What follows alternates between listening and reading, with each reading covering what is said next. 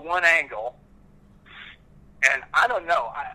I believe that it was some kind of half-assed attempt to drum up tourism. Yeah. You know, I'm not a big believer in conspiracy theories, but I can believe that the local tourist people and the wildlife department people played along with this whole thing. Mm-hmm. And knew what was going on until the scientists busted them. I don't know.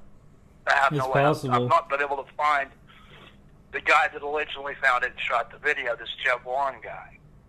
Yeah. I've not been able to track him down, and I'm afraid that even if I was able to track him down, that he'd just blow smoke up my ass. So, yeah.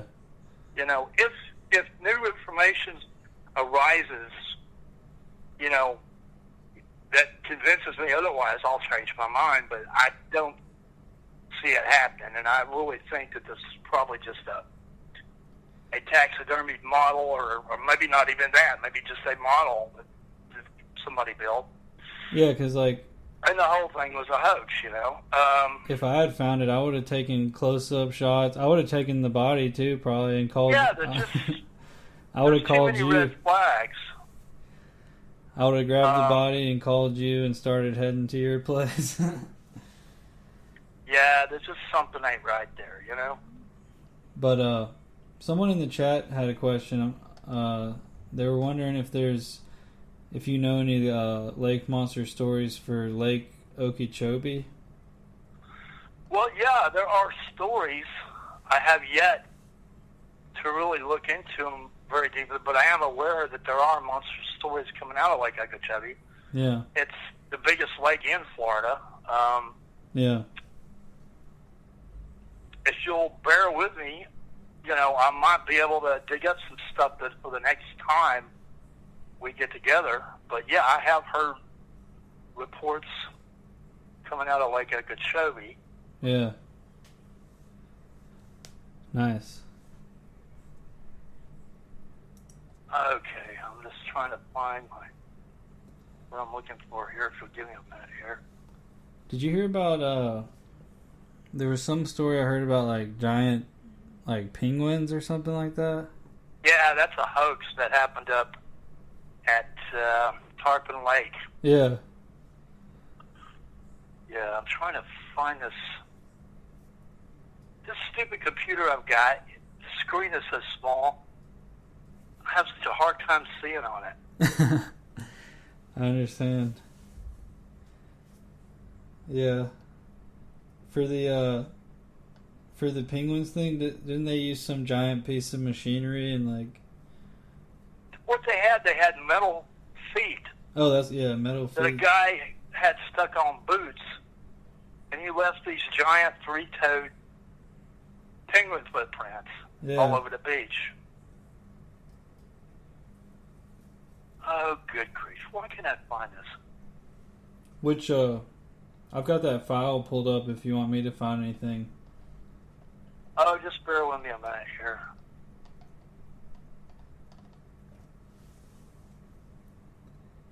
Yeah. I'm glad we got to talk about the St. Simon's Island creature. Cause yeah, you know, the first thing that popped in my head that is, if it wasn't what it appeared to be, was that it was most likely a mutilated shark carcass. Mm-hmm. Because this happens mostly with basking sharks. Yeah. But it can theoretically happen with any kind of shark. If you look at the skeleton of a shark, it's entirely made out of cartilage. Yeah. And the way that a shark's skull is put together, the jaws are actually a separate piece from the top part of the skull. And if you remove the jaws from a shark, what you have left is you have the top part of the skull with no lower jaw. Yeah. And you have these vertebrae, a long set of vertebrae where the jaws used to sit under. Now that's all just a long piece of vertebrae going back to where the front fins are. Mm-hmm.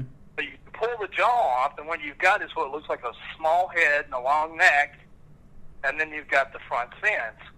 Yep. So it kind of creates the false impression of a long neck.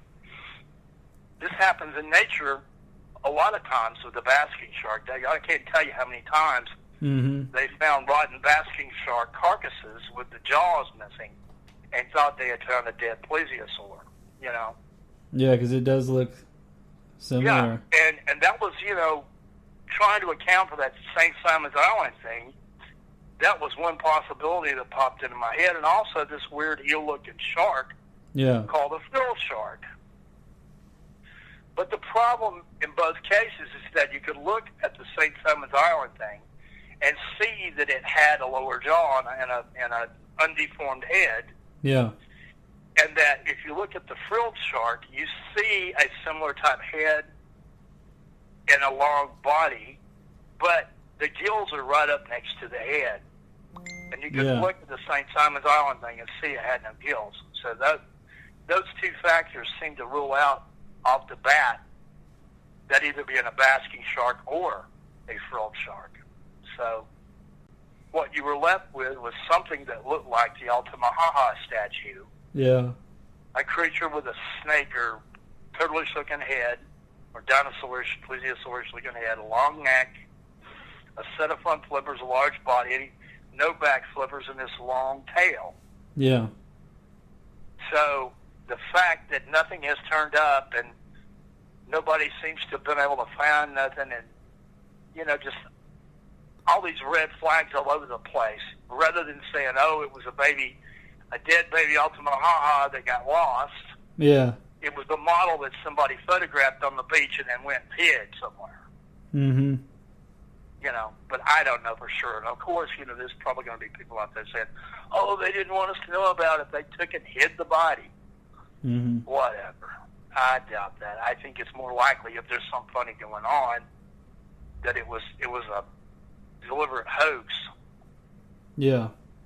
Okay, now, what I was talking about sharks and the way the jaws can fall off is relevant to what I'm about to talk about, the Powell Lake monster here. Yeah. This is an article from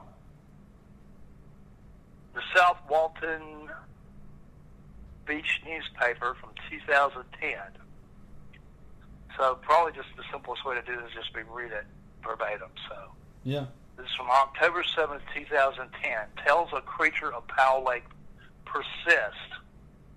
Monster or myth, tales of creature of Powell Lake persist. Animal some say was otter or black-tipped shark remains a mystery. The thing that tried to attack Eric Paget nearly a half a century ago still pops up from time to time. While the corpse of a 40-pound sea creature was found a few months after it stalked Paget, the story has never died. Paget, 58, chuckled recently when asked if he had ever been written about in the News Herald.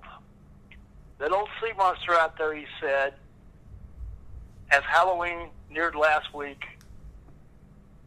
and monsters of all shapes and sizes prepared to poke out of the darkness, Paget agreed to talk about the creature of Powell Lake one more time. I can't remember it as plain as day, Paget said, just like yesterday. He was 11 when the encounter happened. It was August 1958, and Paget was learning how to slalom ski in the water near Camp Helen State Park. Back then, Camp Helen was a recreational area for employees of the Avondale Textile Mills of Sylacauga, Alabama. Paget's father, Howard, worked at the mill and was driving the boat on Lake Powell that day. He saw a head pop up and back of me. Paget said the monster appeared to be chasing him.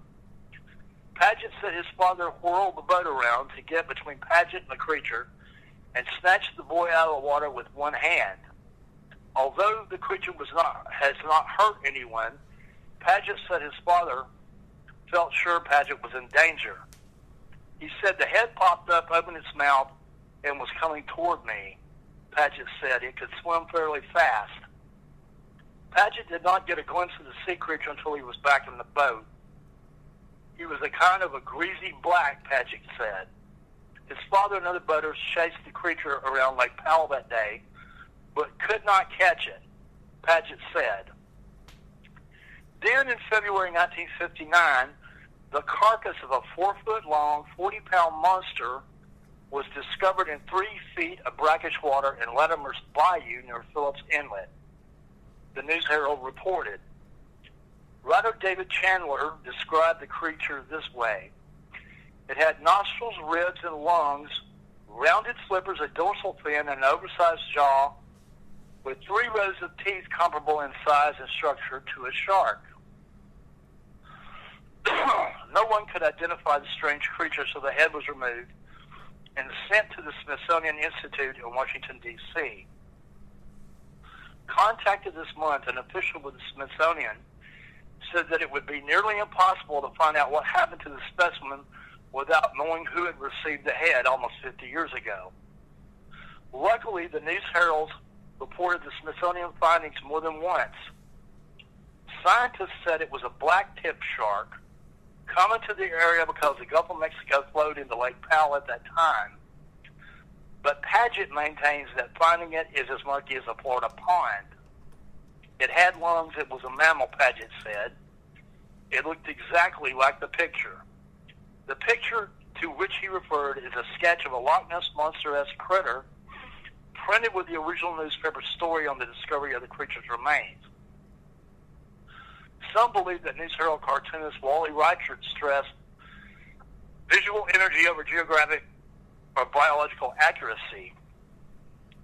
Mike Brim, St. Bay Environmental Study Executive Director, shook his head as he looked at the sketch recently. It's got a very nice dorsal fin of a shark, the head of a brontosaurus, the front fins of a manatee, and the tail of an alligator, Brim said. So that's probably the sketch that is in that montage. Yeah. So obviously I got a little bit mixed up there. I thought that was Eric Paget himself had done that eyewitness sketch, but it's based on the description by him, and I guess that carcass. So regarding the carcass, which apparently was very small, and the fact that it was identified as a black-tipped shark comes back to that idea that I was talking about. Yeah. About how the sharks can lose their jaws and the carcass can look like it's got a long neck and a small head, but I don't know. Mm-hmm. You know, the flip side of the argument is you have the reports of the Altamaha, which sound like that too, minus the dorsal fin. So, I don't know. So when the sharks decompose, would the dorsal fin still be there? Sometimes it is, and sometimes it isn't. Yeah. Most of the time it is. Yeah. Sometimes they can decompose if it's a male shark. Mm-hmm. Male sharks have double penises they call claspers. Yeah. They stick out like fins too. There was a classic case of that happening in Scotland back in 1808, and this creature was described as having 6 flippers. Wow. Yeah, and the reason why it had 6 flippers is you had the 2 front pectoral fins, the pelvic fins, and then you also had those claspers. Wow. So it was the remains of a giant male basking shark. Yeah. And it looked like a long snake with 6 flippers, if you can imagine that. Wow. Yeah. So anyway, that's pretty much, well, there's a history of reports from this Powell Lake, but there's none more recent, I don't think, than 1960. And Lake Powell is one of those rare, like, dune lakes, right? Is that what it's called? Coastal dune lakes? Yeah, it's a real shallow bay. Yeah. That, you know, it's very close to the ocean, kind of a lagoonal around sand dunes where the water is, you know, the amount of water that comes in is dependent on the tide. Yeah. And it's probably never very deep, but it's deep enough that sharks or manatees or whatever rays that want to come swimming into it and swim back out again can. So you can't rule out some type of long-necked sea monster that normally stays out in the deep water coming in occasionally and being seen. Yeah. It's very easy for something to get in and out. And the reports go back, I think, maybe to the 1890s. Yeah, because hang on a minute here. I think I saw there's something about the